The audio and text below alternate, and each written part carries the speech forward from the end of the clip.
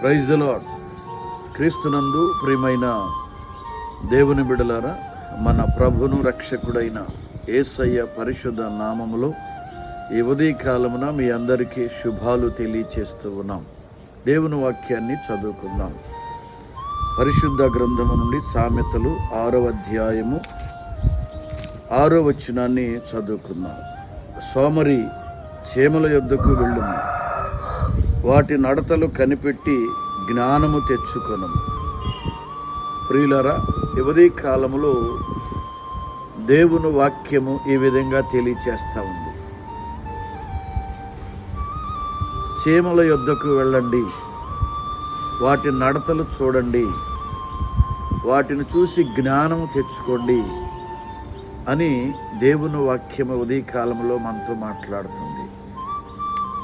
ఈ లోకములో ప్రతి మనిషి నేర్చుకోవలసిన గొప్ప పాఠం ఇది.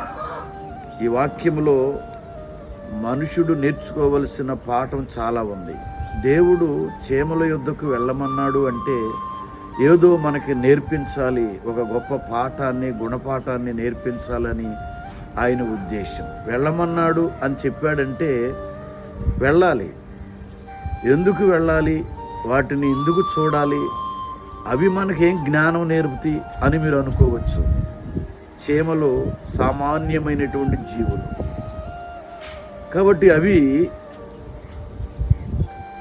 క్రమం తప్పకుండా నడుస్తాయి. చేమలు అయినప్పటికీ, చిన్న జీవులైనప్పటికీ వాటికి ఒక క్రమం ఉంది. ఈ రోజున కుటుంబాన్ని నడిపించే నాయకుడు ఉన్న కుటుంబానికి క్రమం లేకుండా పోయింది. సంఘాన్ని నడిపించే కాపరి ఉన్న సంఘానికి ఒక క్రమం లేకుండా పోయింది. కనుక నువ్వు క్రమాన్ని నేర్చుకోవాలి అంటే చేమల యొద్దకు వెళ్ళాలి, చేమల యొక్క నడతలు చూడాలి, అవి మీకు జ్ఞానాన్ని తెలియచేస్తాయి అన్నాడు. ఈ లోకములో చాలామంది క్రమంగా లేకుండా అక్రమంగా జీవిస్తూ ఉన్నారు. అందుకని యువదీ కాలంలో ఒక సేవకునిగా నేను చెబుతున్నాను, చేమలు చిన్న జీవులైనప్పటికీ మనం ఎలా నడవాలో, ఎలా జీవించాలో మనకు నేర్పిస్తాయి.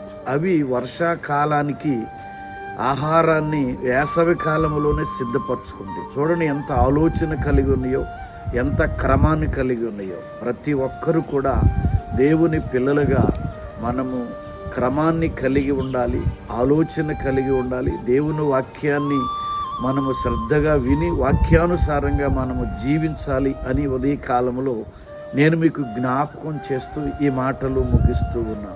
దేవుడు మనందరినీ దీవించునుగాక. ఆమేన్.